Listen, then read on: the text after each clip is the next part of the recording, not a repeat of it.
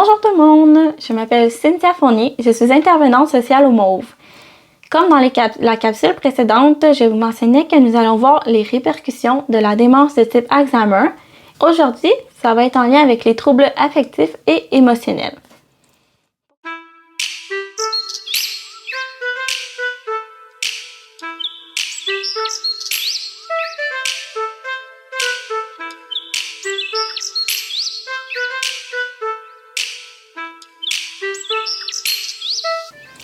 Pour commencer, nous allons voir que la personne va vivre de l'anxiété.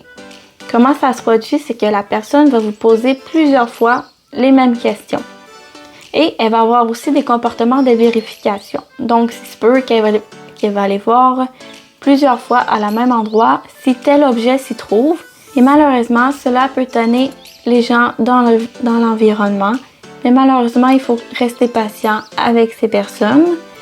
Il se peut aussi que la personne va vivre de l'apathie, ce qui veut dire qu'elle va avoir une perte d'intérêt pour tout ce qui l'environne. Ce qui veut dire, mettons, pour les conversations, comme nous disions plus tôt. Et elle va avoir une indifférence à la vie de ses proches, malheureusement. Et il y a aussi le fait que la personne va vivre de l'irritabilité, ce qui veut dire qu'elle va avoir des humeurs très changeantes ou elle va vivre de l'impatience anormale.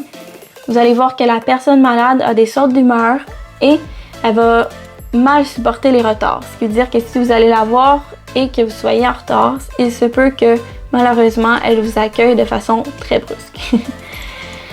Sinon, il y a aussi le fait que la personne peut développer de l'euphorie, Ce qui veut dire que la personne va avoir une bonne humeur anormale et constante et la personne peut rire pour des choses que les autres ne trouvent pas drôles. Donc la personne va avoir parfois un sens de l'humour plus immature. Comme dernière atteinte émotionnelle, nous avons la dépression. Malheureusement, cela touche souvent les personnes atteintes de démence de type Alzheimer. La personne va être plus triste, vous allez voir qu'elle va pleurer, elle va se dévaloriser, puis elle va exprimer de la culpabilité ou elle va avoir l'impression d'être un fardeau pour sa famille.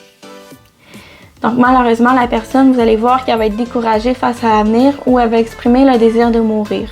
Ceci fait partie du quotidien de la personne atteinte et aussi des proches qui ont une personne atteinte de démence de type Alzheimer. Sur ce, je vous laisse sur cette capsule vidéo et j'espère que vous en avez appris davantage pour comprendre ce que vit la personne atteinte de démence de type Alzheimer. Donc sur ce, on se voit à la prochaine capsule. Merci!